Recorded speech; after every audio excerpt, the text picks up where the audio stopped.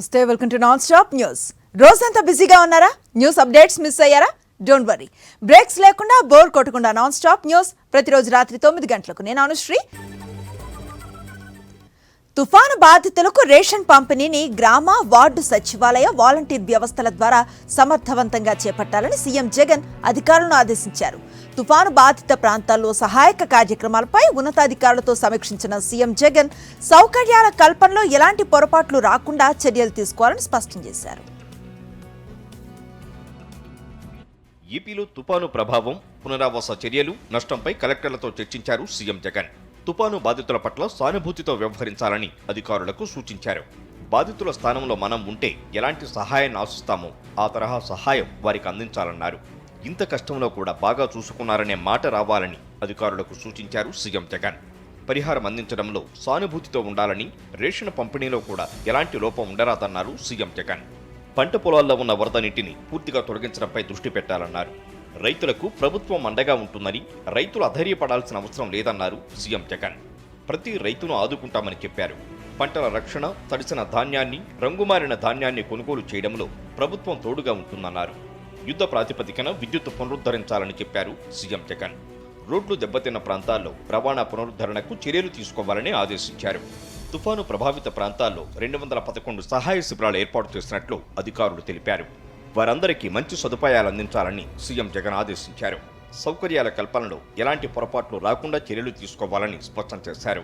నెల్లూరు, తిరుపతి సహా తుఫాను వల్ల దెబ్బతిన్న ప్రాంతాల్లో యుద్ధ ప్రాతిపదికన కరెంటు సరఫరా వ్యవస్థను పునరుద్ధరించాలని ముఖ్యమంత్రి ఆదేశించారు.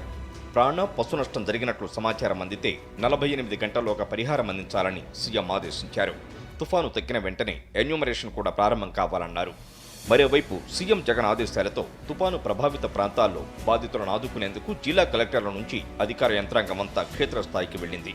దగ్గరుండి సహాయక చర్యలను చేపట్టింది. తుపాను ప్రభావిత జిల్లాల కలెక్టర్లు కల్లాల్లో ధాన్యం గుట్టలను సందర్శించి అవి తడవకుండా టార్పాలిన్లు కప్పేలా చర్యలు తీసుకున్నారు. ధాన్యం కొనుగోళ్ల విషయంలో అధైర్యపడాల్సిన అవసరం లేదని, మొత్తం ధాన్యాన్ని ప్రభుత్వమే కొనుగోలు చేస్తుందని రైతులకు కలెక్టర్లు భరోసా ఇచ్చారు. బంగాళాఖాతంలో ఏర్పడిన మిగ్జామ్ తుఫాను ఏపీపై తీవ్ర ప్రభావాన్ని చూపింది. తుఫాను కారణంగా రాష్ట్రంలో భారీ వర్షాలు కురుస్తున్నాయి. వర్షాల కారణంగా పంట పొలాలు తీవ్రంగా దెబ్బతిన్నాయి. ఆరబెట్టిన ధాన్యం రాసులు తడిసి ముద్దయ్యాయి. తూర్పుగోదావరి, గుంటూరు, అనకాపల్లి, విజయవాడ, ఎన్టీఆర్, కాకినాడ జిల్లాల్లో మిగ్జామ్ అత్యధికంగా ప్రభావాన్ని చూపించింది. ఈ జిల్లాల్లో చాలా ప్రాంతాల్లో పంట పొలాలు నేలకొరిగాయి. మరికొన్ని ప్రాంతాల్లో అరటి, మిరప తోటలపై తుఫాను ప్రభావం తీవ్రంగా ఉంది.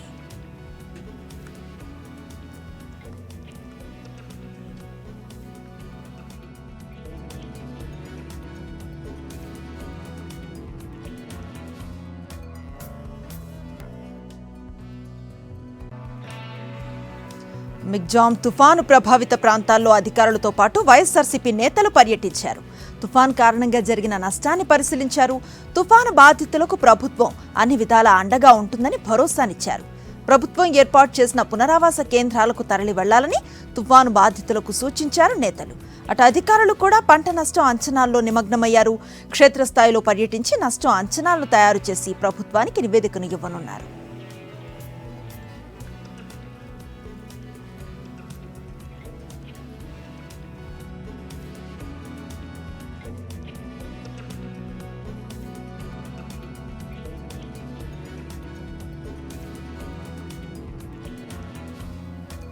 ఏపీని వణికించిన మిగ్జామ్ తుఫాను క్రమంగా బలహీనపడుతోంది. ఈ ప్రభావం ఇంకా 2 రోజుల పాటు కోస్తాపై ఉంటుందని, ప్రధానంగా దక్షిణ కోస్తా, ఉత్తర కోస్తా జిల్లాల్లో పలు ప్రాంతాల్లో భారీ వర్షాలు పడే అవకాశం ఉందని వాతావరణ శాఖ తెలిపింది.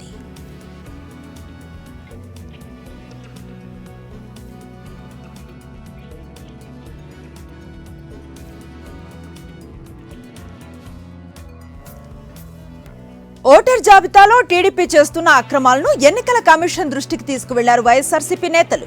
సచివాలయంలో రాష్ట్ర ఎన్నికల ప్రధానాధికారి మీనాను కలిసిన మంత్రులు, వైఎస్ఆర్సీపీ నేతలు తెలంగాణలో ఓటు వేసిన వారిని ఏపీలో ఓటు వేయకుండా చర్యలు తీసుకోవాలని కోరారు. హైదరాబాద్లో టీడీపీ ఆధ్వర్యంలో ఏపీ ఓటర్ల రిజిస్ట్రేషన్ చేయించడంపై వైఎస్ఆర్సీపీ నేతలు ఈసీకి ఫిర్యాదులు చేస్తున్నారు. హైదరాబాద్లో ఓటు వేసిన వారు ఏపీలో ఓటు వేసేందుకు సిద్ధంగా ఉన్నారని తెలిపారు.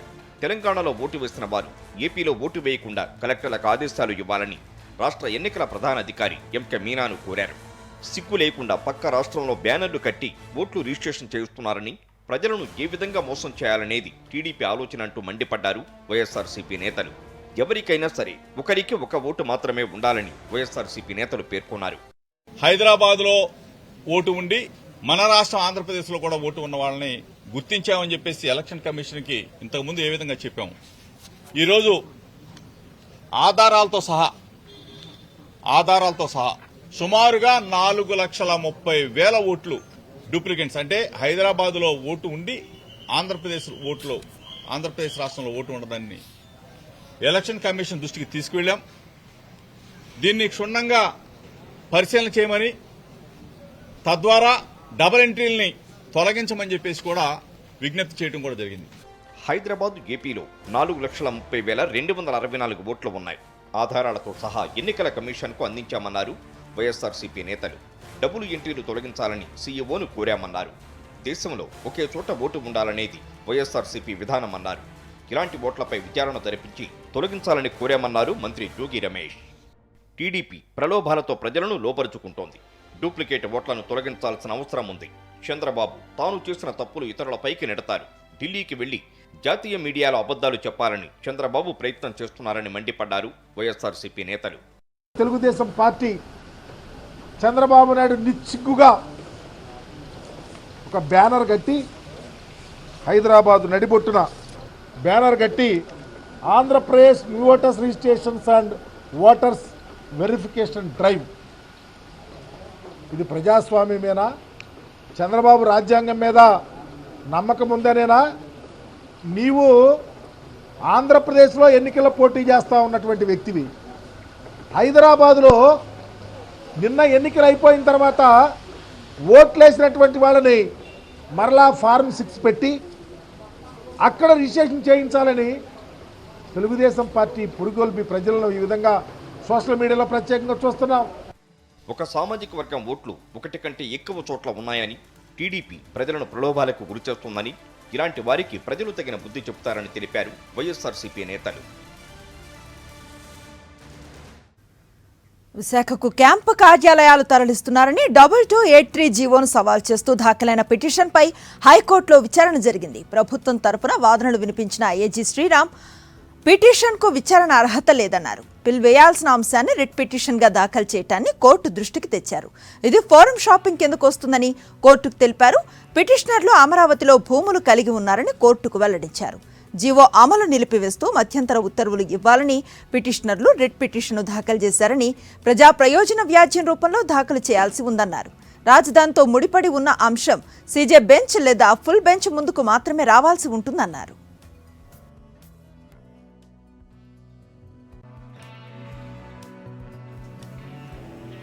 ఏపీ ఫైబర్ నెట్ స్కామ్ లో మరో కీలక పరిణామం చోటు చేసుకుంది. ఈ స్కామ్ లో ఉన్న Fast Lane Information Technology Private Limited కంపెనీపై భారీ జరిమానాను విధించారు. పన్ను ఎగవేసినందుకు 34.01 కోట్లు జరిమానా చెల్లించారని directorate of AP revenue intelligence ఆదేశాలు జారీ చేసింది. ఏపీ ఫైబర్ నెట్ కు చెందిన 10.81 కోట్ల నిధులను నిబంధనలకు విరుద్ధంగా సొంత సంస్థలకు మళ్లించినట్లుగా గుర్తించారు. ఫైబర్ నెట్ నిధులను దారి మళ్లించడానికే ఫాస్ట్ లెన్ ని టెరాసాఫ్ట్ ఉపయోగించుకుంది. ఫైబర్ నెట్ స్కామ్ లో చంద్రబాబుతో పాటు వేమూరి హరికృష్ణ ప్రధాన నిందితులుగా ఉన్నారు.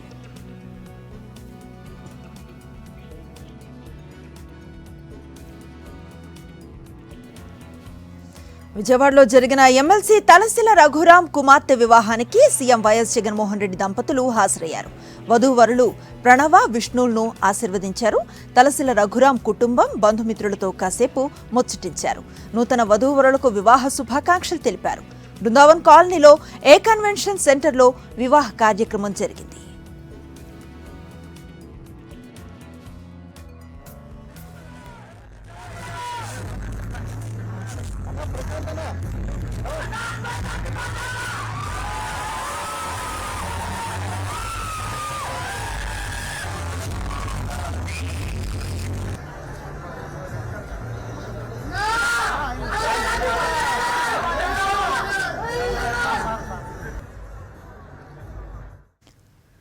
రేపు సీఎం వైఎస్ జగన్మోహన్ రెడ్డి విజయవాడలో పర్యటించనున్నారు. బెజవాడ కనకదుర్గమ్మ ఆలయంలో పలు అభివృద్ధి పనులను ప్రారంభించనున్నారు. పలు కార్యక్రమాలకు శ్రీకారం చుట్టనున్నారు. భూమి పూజ కార్యక్రమాల్లో పాల్గొంటారు. అనంతరం కనకదుర్గమ్మను దర్శించుకోనున్నారు సీఎం జగన్మోహన్ రెడ్డి.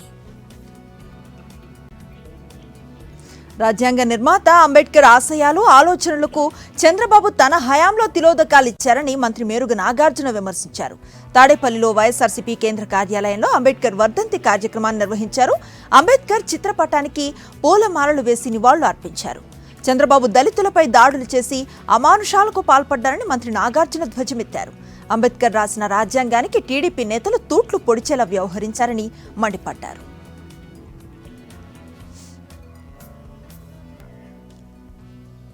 బీజేపీ నేత విష్ణువర్ధన్ రెడ్డి సంచలన కామెంట్స్ చేశారు. ఏపీలో టీడీపీ కాంగ్రెస్ పొత్తుంటుందేమో అన్నారు. ఇండియా కూటమిలో చంద్రబాబు చేరవచ్చని చెప్పుకొచ్చారు.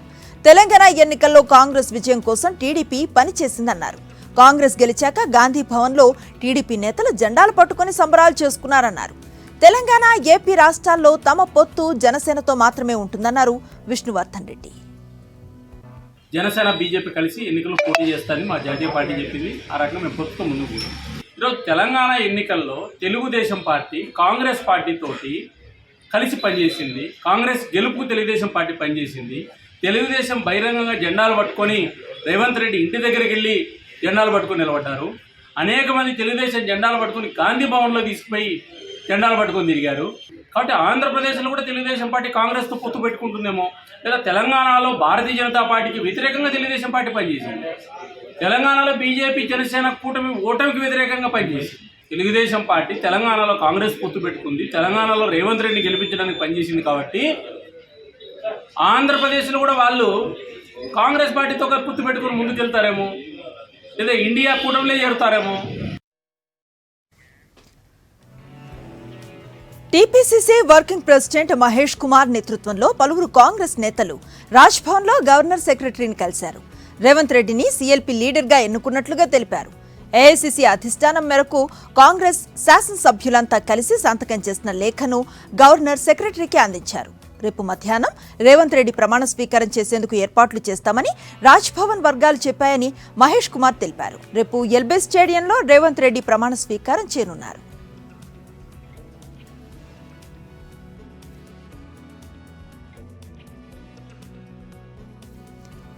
టీపీసీసీ చీఫ్ రేవంత్ రెడ్డి ఢిల్లీ పర్యటన ముగిసింది. రేపు తెలంగాణ సీఎంగా ప్రమాణ స్వీకారం చేయనున్న రేవంత్ కాంగ్రెస్ అగ్రనేతలను ఈ కార్యక్రమానికి ఆహ్వానించారు. ఢిల్లీ టూర్లో సోనియా, రాహుల్, ప్రియాంక ఖర్గేతో పాటు డీకే శివకుమార్, కేసీ వేణుగోపాల్ను రేవంత్ కలిశారు. దీంతో పాటు మంత్రివర్గ కూర్పు పైన చర్చలు జరిపినట్లుగా తెలుస్తోంది. అలాగే పార్లమెంట్లో పలు రాజకీయ పార్టీల ఎంపీలను కూడా రేవంత్ కలిశారు.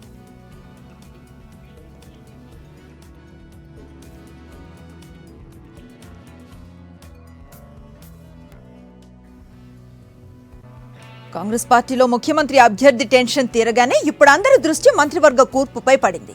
ఎవరెవరికి బెర్తులు ఖరారవుతాయనే అంశంపై ఆసక్తి నెలకొంది. ఆయా సామాజిక వర్గాల ఆధారంగా ఎవరెవరికి ఎన్ని మంత్రి పదవులు దక్కుతాయనే అంశాలపై జోరుగా చర్చలు జరుగుతున్నాయి. ఇక రాష్ట్ర మంత్రివర్గంలో SC, ST, BC, Reddy, Velama, Kamma, బ్రాహ్మణ, ముస్లిం వర్గాల నేతలకు చోటు దక్కుతుందని భావిస్తున్నారు.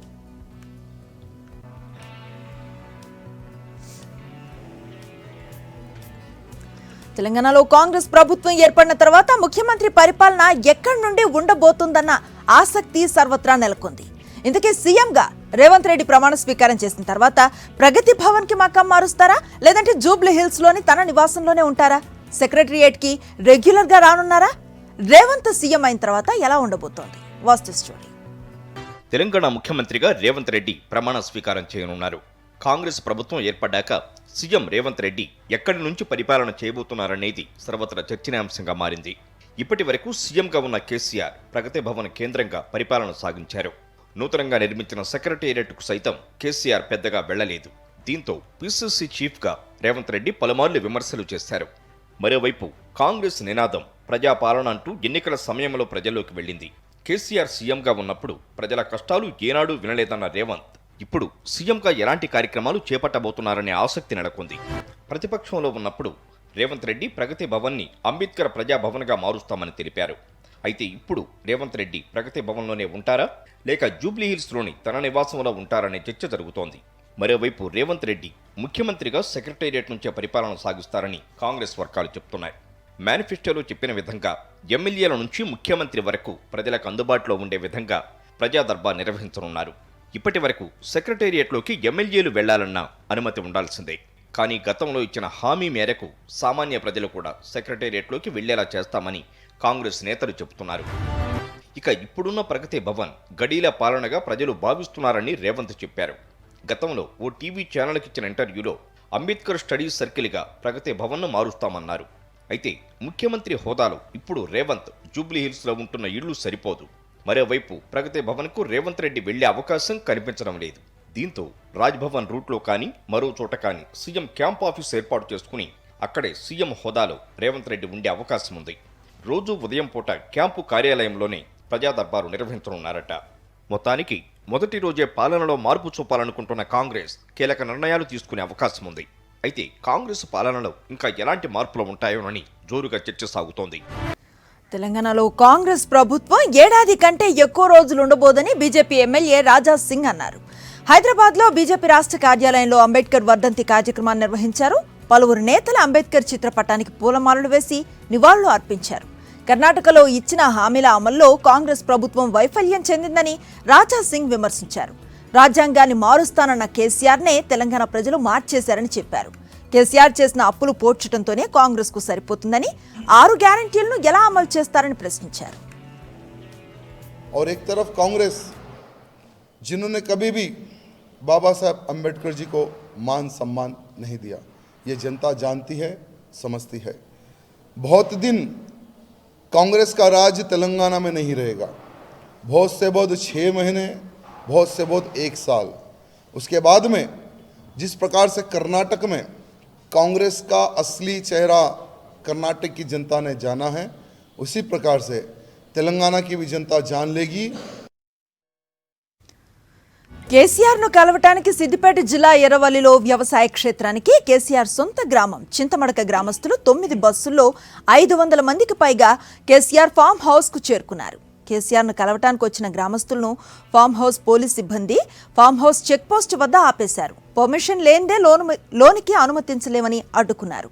సుమారు 3 గంటల పాటు నిరీక్షించిన గ్రామస్తులు ఎట్టకేలకు అనుమతి లభించడంతో కేసీఆర్ ను కలిసి తిరిగి వెళ్లిపోయారు.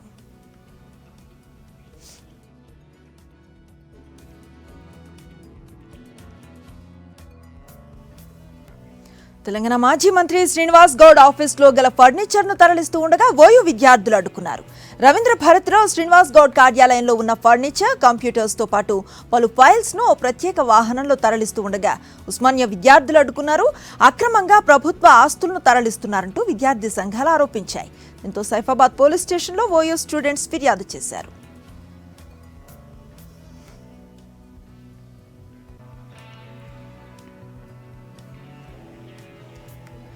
పుష్ప చిత్రంలో అల్లు అర్జున్ పక్కన సహాయక నటుడిగా కేశవ పాత్ర పోషించిన జగదీష్ పై పంజాగుట్ట పోలీస్ స్టేషన్లో కేసు నమోదైంది. జూనియర్ ఆర్టిస్ట్ మరో వ్యక్తితో ఉన్నప్పుడు ఫోటోలు తీసి వాటిని సోషల్ మీడియాలో పోస్ట్ చేస్తానంటూ బెదిరింపులకు పాల్పడ్డట్లుగా జగదీష్ పై నమోదైన కేసులో పోలీసులు అరెస్ట్ చేశారు. జగదీష్ వేధింపులతో పంజాగుట్ట పరిధిలో నివాసం ఉంటున్న ఓ మహిళ జూనియర్ ఆర్టిస్ట్ గత నెల 29న ఉరివేసుకుని ఆత్మహత్యకు పాల్పడింది. ఇటీవల ఆమె మరో వ్యక్తితో సన్నిహితంగా ఉన్నప్పుడు జగదీష్ ఫోటోలు తీసి బెదిరించడంతో మనస్తాపానికి గురై ఉరివేసుకుని ఆత్మహత్య చేసుకుంది. ఈ కేసులో అప్పటి నుంచి తప్పించుకు తిరుగుతున్న జగదీష్ను పోలీసులు అరెస్ట్ చేసి రిమాండ్కు తరలించారు. ఆత్మహత్య చేసుకున్న మహిళతో గతంలో జగదీష్కు సినీ రంగంలో పరిచయం ఉన్నట్లుగా పోలీసులు తెలిపారు.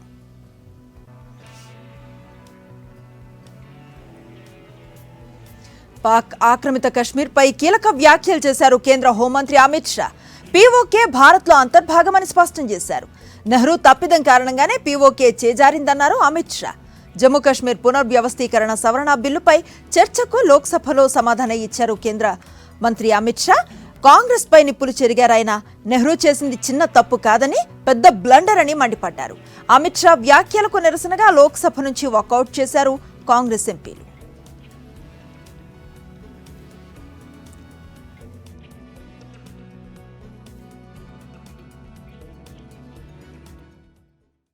नेहरू के समय में जो ब्लंडर हुआ था इसके कारण कश्मीर को भुगतना पड़ा। मैं मान्यवर इस सदन में खड़ा रहकर आपके आसन के सामने जिम्मेदारी के साथ कहता हूं कि 2 बड़ी गलतियां जो पंडित जवाहरलाल नेहरू के प्रधानमंत्री काल में हुई, उनके लिए गए निर्णयों से हुई। इसके कारण सालों तक कश्मीर ने सहन करना पड़ा। एक सबसे बड़ी गलती, जब हमारी सेना जीत रही थी, पंजाब का एरिया आते ही सीज फायर कर दिया गया और पाक ऑक्यूपाई कश्मीर का जन्म हुआ। अगर सीज फायर 3 दिन लेट होता तो पाक ऑक्यूपाई कश्मीर आज भारत का हिस्सा। मगर मैं हिंदी में बोलता हूं, आप अनुवाद ध्यान से सुनते नहीं हो। मैंने जो कुछ पढ़ा वो जवाहरलाल नेहरू जी ने लिखा है और नेहरू जी ने उसको थोड़ा कम कर किया है कि ये मेरी मिस्टेक थी। मिस्टेक नहीं थी, ब्लंडर था। इस देश की इतनी जमीन चली गई, इस देश की इतनी भूमि चली गई, वो ब्लंडर था, ऐतिहासिक ब्लंडर था। DMK MP DNV Senthil Kumar గోమూత్ర రాష్ట్రాల వ్యాఖ్యలపై పార్లమెంటు దద్దరిల్లింది. ఈ అంశంపై ఉభయ సభల్లో నిరసన వ్యక్తం చేశారు బీజేపీ ఎంపీలు. లోక్సభ క్వశ్చన్ అవర్లో డీఎంకే పక్షనేత టిఆర్ బాలును నిలదీశారు కేంద్ర మంత్రులు పీయూష్ గోయల్, ప్రహ్లాద్ జోషి. సెంధిల్ కుమార్ వ్యాఖ్యలపై క్షమాపణలు చెప్పాలని డిమాండ్ చేశారు. దేశాన్ని విభజించేందుకు ప్రయత్నిస్తున్నారంటూ మండిపడ్డారు. దీంతో సభలో తీవ్ర గందరగోళం ఏర్పడింది. గోమూత్ర రాష్ట్రాల వ్యాఖ్యలపై తీవ్ర దుమారం రేగటంతో వెనక్కి తగ్గారు డీఎంకే ఎంపీ సెంథిల్ కుమార్. లోక్సభలో క్షమాపణలు చెప్పారు. అనుకోకుండా ఈ వ్యాఖ్యలు చేశానని వెనక్కి తీసుకుంటున్నట్లుగా తెలిపారు. తన మాటలను రికార్డుల నుంచి తొలగించాలని స్పీకర్ ఓం బిర్లాకు విజ్ఞప్తి చేశారు.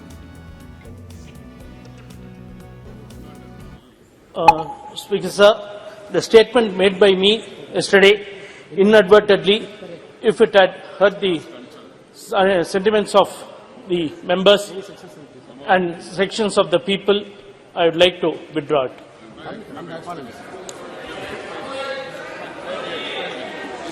And I request the words to be expunged from the and regret. Thank you. It is already expelled, but you should regret it. Now it's over. Sri Khagen Murmuji. 3 రాష్ట్రాల్లో ఎమ్మెల్యేలుగా గెలిచిన 10 మంది బీజేపీ ఎంపీలు రాజీనామా చేశారు. మధ్యప్రదేశ్కు చెందిన 5, రాజస్థాన్కు చెందిన 3, ఛత్తీస్గఢ్కు చెందిన 2 ఎంపీలు తమ రాజీనామా పత్రాలను లోక్సభ స్పీకర్ ఓం బిర్లా, రాజ్యసభ చైర్మన్ జగదీప్ ధన్ఖడ్కు సమర్పించారు. మధ్యప్రదేశ్, రాజస్థాన్, ఛత్తీస్గఢ్ అసెంబ్లీ ఎన్నికల్లో మొత్తం 12 మంది బీజేపీ ఎంపీలు ఎమ్మెల్యేలుగా గెలిచారు. ఇందులో 3 కేంద్ర మంత్రులు కూడా ఉన్నారు. వీరందరినీ రాజీనామా చేయాలని ఆదేశించింది బీజేపీ హైకమాండ్. దీంతో 10 మంది రిజైన్ చేశారు.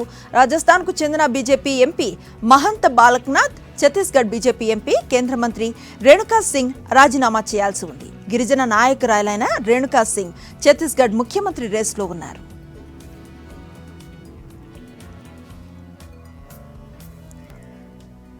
కాంగ్రెస్ నేత రాహుల్ గాంధీకి గాంధీ, నెహ్రూ కుటుంబాల అహంకారం వచ్చింది, కానీ వారి రాజకీయ చతురత మాత్రం అబ్బలేదని అభిప్రాయపడ్డారు మాజీ రాష్ట్రపతి ప్రణబ్ ముఖర్జీ. తన తండ్రి జీవితంపై రాసిన పుస్తకంలో ప్రణబ్ కుమార్తె శర్మిష్ఠా ఈ అంశాన్ని ప్రస్తావించారు. 2004లో తనను ప్రధానమంత్రి కాకుండా అడ్డుకుంది సోనియా గాంధీనే అని ప్రణబ్ తనకు స్పష్టంగా చెప్పారని రాసుకొచ్చారు.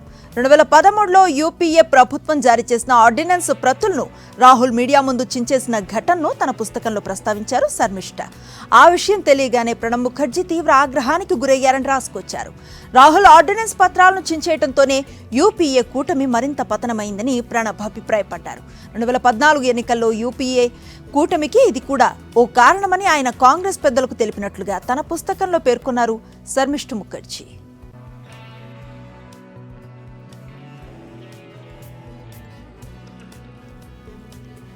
మోసపూరిత పెట్టుబడులు, పార్ట్ టైం ఉద్యోగాల పేరుతో జరుగుతున్న ఆన్లైన్ నేరాలపై కేంద్రం కొరడా జలిపించింది. 100కు పైగా వెబ్సైట్స్ ను నిషేధం విధించింది. కేంద్ర హోంశాఖ సిఫార్సు మేరకు ఈ వెబ్సైట్స్ ను బ్లాక్ చేసింది కేంద్ర ఐటీ శాఖ. ఆన్లైన్ ఆర్థిక నేరాలపై Indian cyber crime coordination centre విభాగం ఇటీవల పరిశీలన చేపట్టింది. ఇందులో భాగంగానే మోసాలు జరుగుతున్న కొన్ని వెబ్సైట్స్ ను గుర్తించి వాటిని తక్షణమే బ్లాక్ చేయాలని ఐటీ శాఖకు సిఫార్సు చేసింది. అయితే ఈ వెబ్సైట్ల వివరాలను కేంద్రం వెల్లడించలేదు.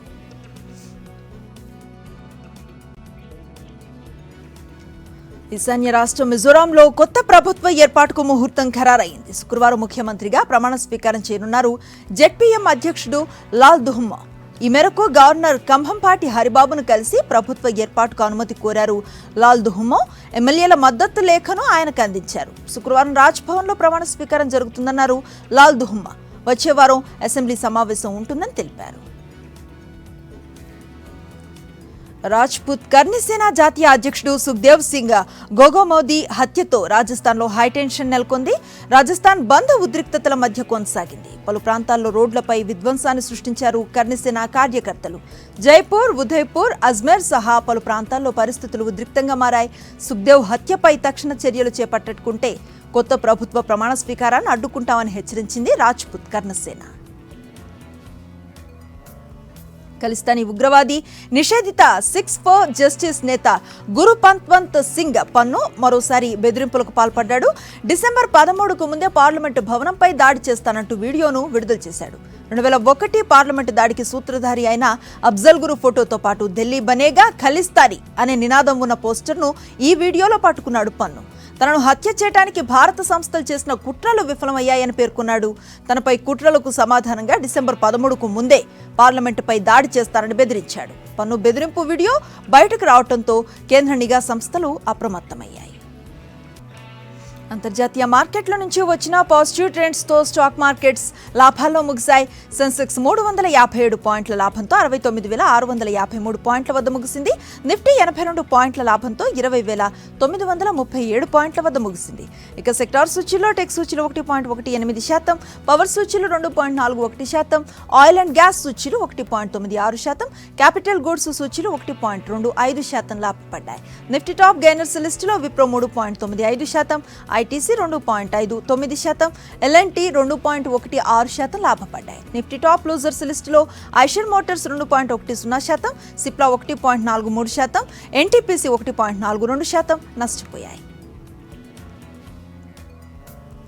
ఇన్స్టాగ్రామ్, ఫేస్బుక్ విషయంలో టెక్ దిగ్గజం మెటా కీలక నిర్ణయం తీసుకుంది. క్రాస్ చాటింగ్ ఫీచర్ను నిలిపివేయబోతున్నట్లుగా తెలిపింది. డిసెంబర్లోనే దీన్ని అమల్లోకి తెస్తామని వెల్లడించింది. ప్రస్తుతం ఫేస్బుక్ మెసెంజర్ నుంచి ఇన్స్టాగ్రామ్కు, ఇన్స్టాగ్రామ్ నుంచి మెసెంజర్కు సందేశాలు పంపటం, కాల్స్ చేయడానికి అనుమతి ఉంది. ఈ క్రాస్ చాటింగ్ ఫీచర్ను 2020లో తీసుకొచ్చారు. ఇన్స్టా లేదా మెసెంజర్ సెట్టింగ్స్లో ఆ మేరకు మార్పులు చేసుకుని ఈ ఫీచర్ను ఉపయోగించుకోవచ్చు. కానీ తాజాగా దీన్ని తొలగించనుండటంతో ఫేస్బుక్ నుంచి ఇన్స్టాకు, ఇన్స్టా నుంచి ఫేస్బుక్కు చాటింగ్, కాల్స్ చేయటం కుదరదు. ఈ ఫీచర్ను తొలగించడానికి గల కారణాన్ని మాత్రం మెటా వెల్లడించలేదు. సిమ్ కార్డుల జారీకి సంబంధించి కొత్త రూల్ అమల్లోకి రానుంది. ఇప్పటి వరకు అనుసరిస్తున్న పేపర్ ఆధారిత కేవైసీ వెరిఫికేషన్ విధానాన్ని టెలికాం విభాగం నిలిపివేసింది. దీని స్థానే జనవరి 1 నుంచి డిజిటల్ వెరిఫికేషన్ తీసుకువస్తోంది. ఎయిర్టెల్, జియో, వోడాఫోన్, ఐడియా కంపెనీలు సంతోషాన్ని వ్యక్తం చేస్తున్నాయి. దీనివల్ల సిమ్ కార్డుల మోసాలను సైతం అరికట్టవచ్చని కేంద్రం భావిస్తోంది. ప్రస్తుతం సిమ్ కార్డుల జారీకి ఫామ్ నింపాల్సి ఉంటుంది. దీనికి గుర్తింపు పత్రాలు, ఫోటోలు జత చేయాలి. కొన్ని కంపెనీలు మాత్రం ఇప్పటికే డిజిటల్ విధానాన్ని అవలంబిస్తున్నాయి. ఇకపై పూర్తి స్థాయిలో డిజిటల్ గా మార్చనున్నారు. ఎప్పటికప్పుడు మారుతున్న కేవైసీ నిబంధనలో భాగంగా ఈ మార్పులు చేపట్టినట్లుగా టెలికాం విభాగం ఓ నోటిఫికేషన్లో తెలిపింది. 2012 నుంచి అనుసరిస్తున్న పేపర్ విధానానికి స్వస్తి పలుకుతున్నట్లుగా పేర్కొంది. 2030 నాటికి 3వ అతిపెద్ద ఆర్థిక వ్యవస్థగా అవతరిస్తుందని S&P గ్లోబల్ రేటింగ్స్ అంచనా వేసింది. 2023-24లో దేశ జీడీపీ వృద్ధి 6.4% నమోదయ్యే అవకాశం ఉందని తెలిపింది. వచ్చే ఏడాది వృద్ధి రేటు 6.9%, 2026-27 నాటికి 7% చేరుతుందని లెక్కగట్టింది. 2030 నాటికి ప్రపంచంలో 3వ అతిపెద్ద ఆర్థిక వ్యవస్థగా భారత్ నిలుస్తుందని తెలిపింది. ప్రస్తుతం మన దేశం 5వ అతిపెద్ద ఆర్థిక వ్యవస్థగా ఉంది. మనకంటే ముందే అమెరికా, చైనా, జర్మనీ, జపాన్లు ఉన్నాయి. ప్రపంచానికి అతిపెద్ద తయారీ కేంద్రంగా నిలవటమే ఇప్పుడు భారత్ ముందున్న సవాలని S&P తెలిపింది. అందుకోసం కార్మికులు, ఉద్యోగుల నైపుణ్యాలను మెరుగుపరచాలని సూచించింది. తమిళనాడులో కురుస్తూ ఉన్న భారీ వర్షాల కారణంగా యాపిల్ కంపెనీ ఐఫోన్ తయారీని తాత్కాలికంగా నిలిపివేసింది. వాతావరణ పరిస్థితులు అనుకూలించాక ఉత్పత్తి తిరిగి ప్రారంభిస్తామని సంస్థ వర్గాలు తెలిపాయి. తమిళనాడు వ్యాప్తంగా మిగ్జామ్ తుఫాను వల్ల కురుస్తూ ఉన్న కుండపోత వర్షాలతో చెన్నైలోని ఫాక్స్కాన్ ప్లాంట్ వరదల్లో మునిగిపోయింది. ప్రతికూల వాతావరణ పరిస్థితుల కారణంగా ఫాక్స్కాన్ పెగట్రాన్ చెన్నై సమీపంలోని తమ ఫ్యాక్టరీలో ఐఫోన్ ఉత్పత్తిని నిలిపివేశాయి. నగరంలో అనేక ప్రాంతాల్లో మోకాళ్ల లోతు నీళ్లు చేరుకోవడంతో రవాణాకు తీవ్ర అడ్డంకులు ఏర్పడుతున్నాయి. ఇవి నాన్ స్టాప్ 9 PM డీటెయిల్స్.